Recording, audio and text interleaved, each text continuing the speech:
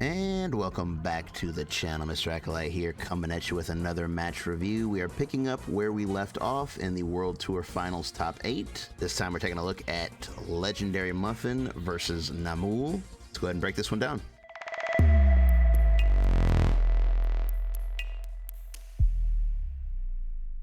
Okay, so this is on loser's side. So one of these two talented players is gonna go home after this. Okay, let's see what the round start is here. Starting off, gut punch into Frieza.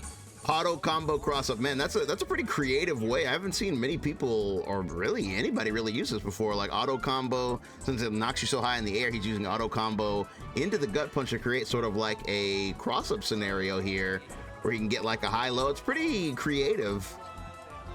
Muffin answering back with the 5S into Roshi. This is going to get him a Ki Blast loop for his trouble.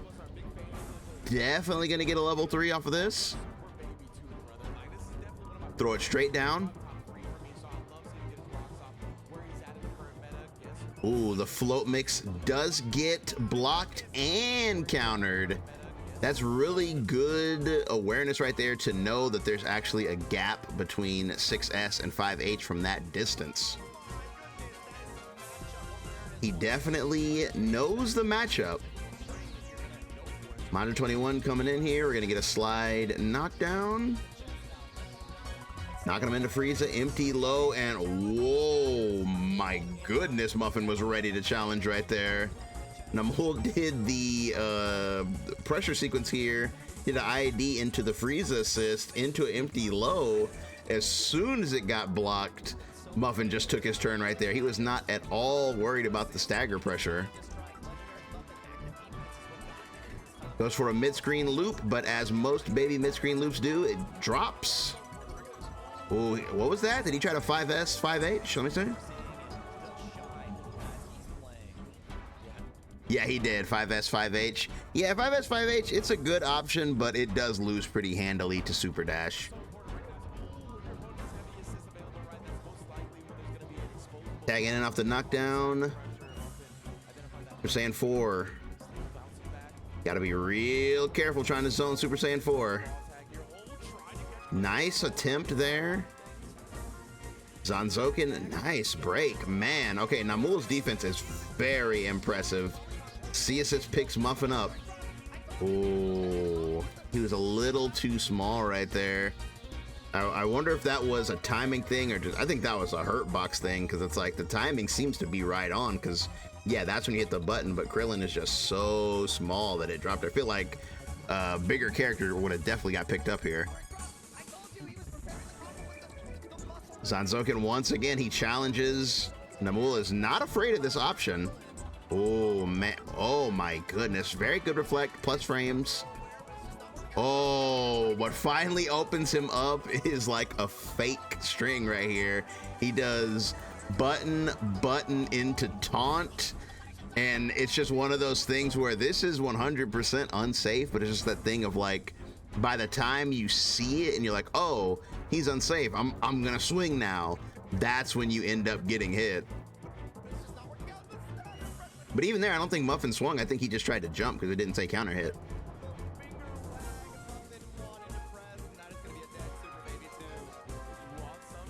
So man, that was a long first round. Almost 100 Dragon Ball seconds before a character actually died. We're definitely playing some Dragon Ball out here. Roshi coming in. Sparked up. He did not want to be part of that. Nice. That's a very nice pickup off the beam. He might be dead. Yeah, I think he's definitely dead. Man, yeah. Oh, man. Yeah, I already know. I mean, you probably already know too, but this has been happening to me a lot. Like in my journey to learn Piccolo, this happens to me a lot. Any character that has a move like this where, you know, you send an opponent down and you're special cancelable all the way down, sparking really sucks here, because the timing to where you would buffer the super so that like it comes out as soon as you land is going to make you actually special cancel in the air and ruin your combo. Like, it's really funny. These sparking cancels were put in the game to like help and to like extend the combos, but a big part of what they do is just ruin combos.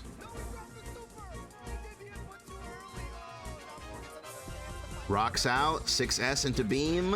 Whoa, man, that was a spooky situation right there.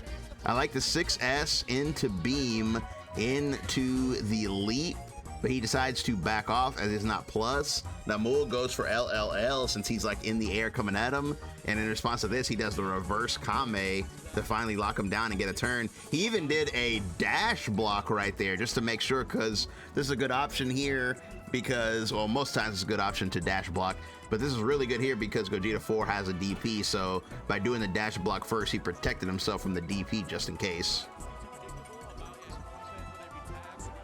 Man, Namul's defense, man, yeah, his defense is very, very impressive. He is just completely content with blocking. Whoa. Whoa.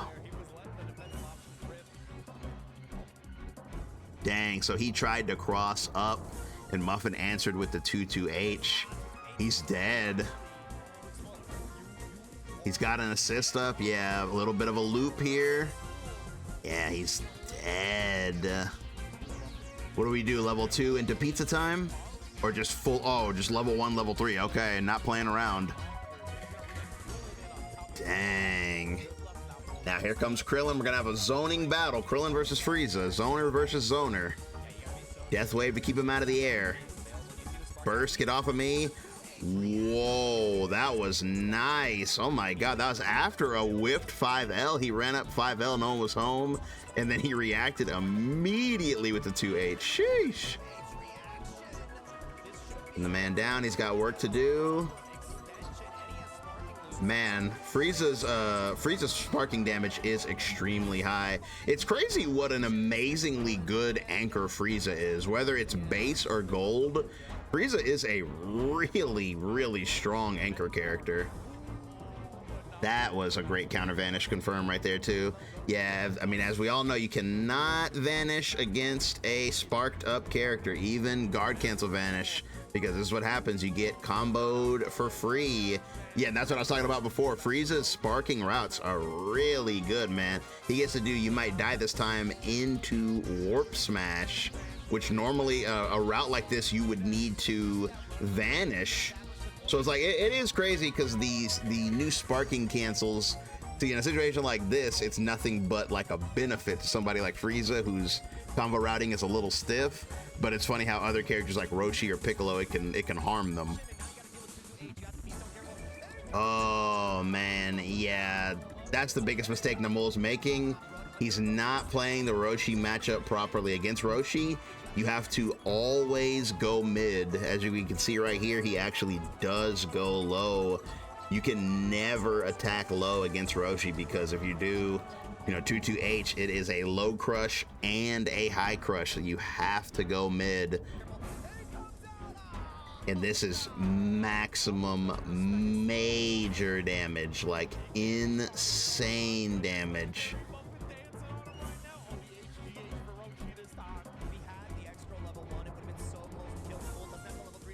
Oh my god, and he faked an overhead at the end.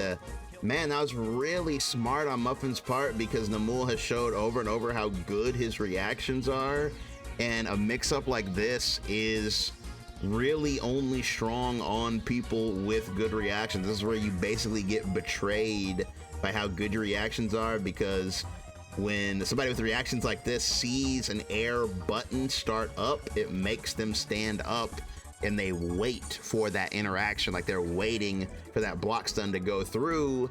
It never comes, because, you know, it's a fake overhead, and that just sets you up for the low. Muffin, game 1. Okay, game 2. It looks like we're not taking any sort of a break, but man, Namul looks razor focused. My man looks like he's ready. Brother, the rocks. Did y'all see that? Without me having to rewind it, did you see the rocks right there? Look at this. Like, this is so weird. Like, he does an IAD, and then the rocks like cross up and then push him forward, but he still gets the break. Oh man, he had the guts to do it. I mean, I respect it against Baby. Like, I always criticize people for, you know, super dashing too much, but against Baby, you kind of have to. Not kind of, you do have to. You absolutely, you have to call their bluff and super dash from time to time. It's the only way to win against that character. If you don't super dash, you're just going to be sitting there getting looped forever. But man, yeah, raw tag right here. He was chasing an up tech that never came, and instead he gets hit by a very fast raw tag. Roshi's raw tag being the fastest in the game. Nice route, man. That's cool. I'm gonna take note on that. He said, "Hoi!" Sending this man down here. LLL. Wow, that's actually funny. This right here, Namul is like, this is like smoke and mirrors. Like, right here, he takes advantage of the fact that Frieza C is 20 frames. It's, you know, it's one of the fastest assists in the game, and it's a C assist. So he whiffs this full auto combo on purpose, and then as soon as you're like, hey, I'm gonna punish him, Frieza's like, hey, catch these rocks.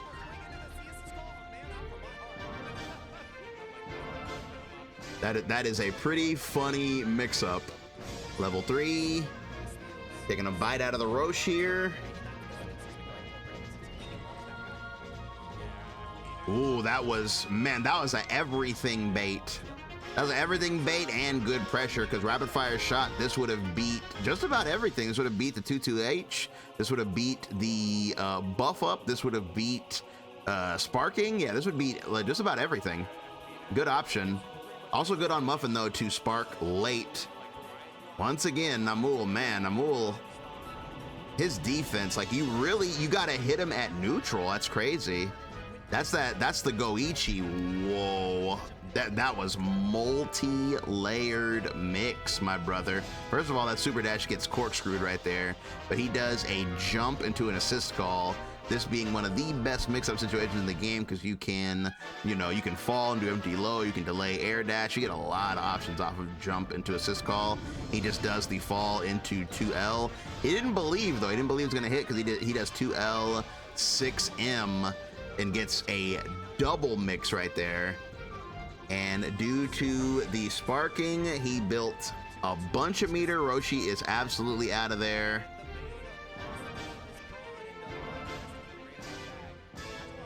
Roshi is off the board. Namul pulls ahead. Muffin is pretty far behind. He's got Krillin and a half HP Baby. And make that no Baby, because he's out of there. Gut Punch is going to take him off the board as well.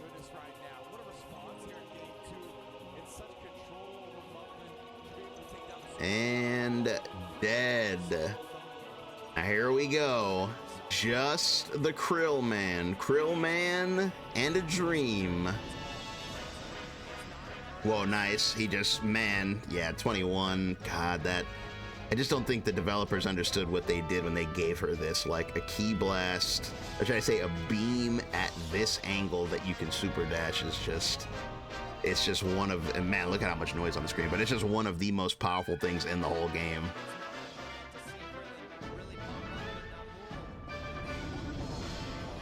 What are we gonna do with this? What kind of knockdown we want? Dragon Rush. He's got Taioken and a beam lined up. Taioken, there it goes. Oh, man. Muffin says, I know that move. It's not plus. Counter hit. Send him down, but the beam loop gets dropped. Whoa, my brother in Christ. They are dragon balling. Hold on, I gotta go back one more time. We are dragon balling. So Muffin drops the combo here. He does a EX Zanzoken, passes through the beam cleanly. I mean, that's crazy enough, but Namul answers back with a super dash. Beam super dash on whiff, by the way. Man, this is like a comedy of errors here.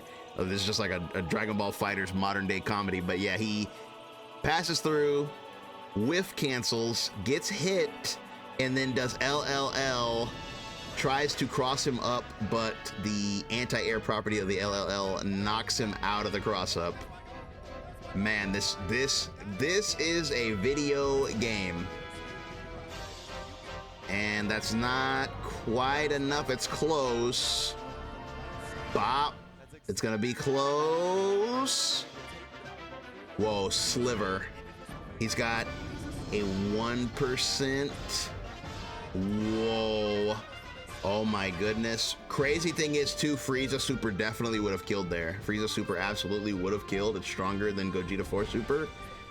And man, what a reaction. He tried to reset his pressure again with the leg drop and he reacted with a 2H.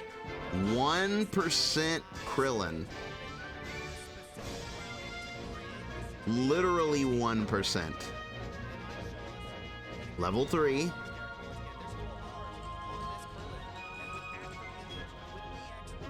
Oh man.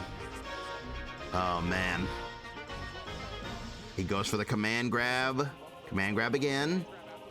Senzu, no way. Oh my God, that was crazy, dude.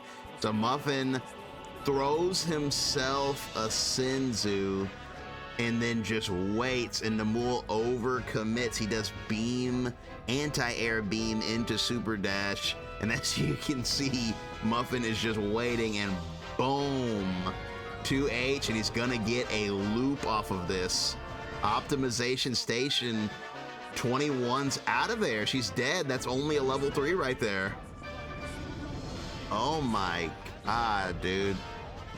Krillin, I think it's safe to say Krillin is the best anchor in the entire game, right? I mean, this is just the fact that he is an anchor who can heal himself, can multi-super, can give himself meter, can mix up alone, can play neutral alone, has Oki alone. I mean, there's a reason why we see so many comebacks on Krillin. I think it's pretty safe to say that as of right now, this current version of the game, he is the definitive anchor. And like these tournament matches are proof of that.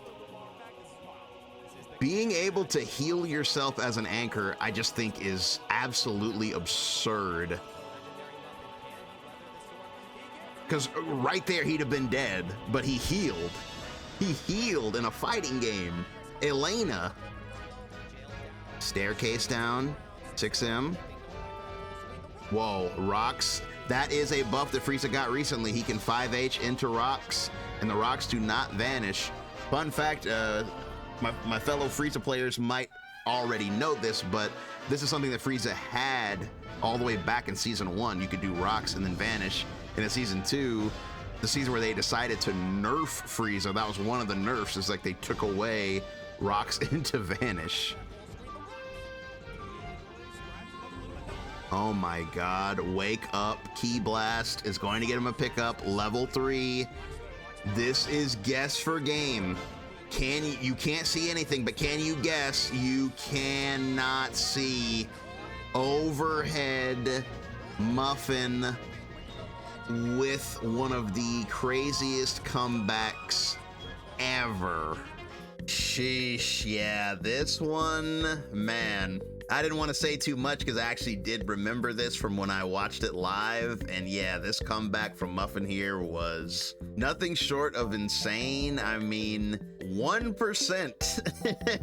1%, it's just crazy. The turning point was right here where Namul, he could have won if he had done the proper supers here. Frieza, it's very likely that Frieza would have killed because Frieza's super does more damage than a level 1 Gogeta super. Level 1 Gogeta super is pretty weak. Frieza has a pretty decently strong base damage level 1, so I'm pretty sure if he had just done Frieza, that right there would have killed, and this situation would not have played out, but that's not what he did. I feel like the fact that Muffin was on 1% caused Namul to play a little reckless, because it's just the fact that I only need one more hit, you know, that knowledge of like, I just gotta hit him one more time and I win, I feel like made him play a bit overconfident, because at this point he just starts going in and going in and going in, and like, yeah, 21, this is like, you know,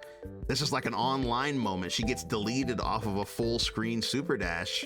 So it's like, I feel like the impatience really showed. He kind of slowed down a bit with Frieza, but again, it does feel like, yeah, he's kind of going in, he's vanishing, like he's trying to get these hits as quickly as he can. Yeah, he's using Warp Strike a lot.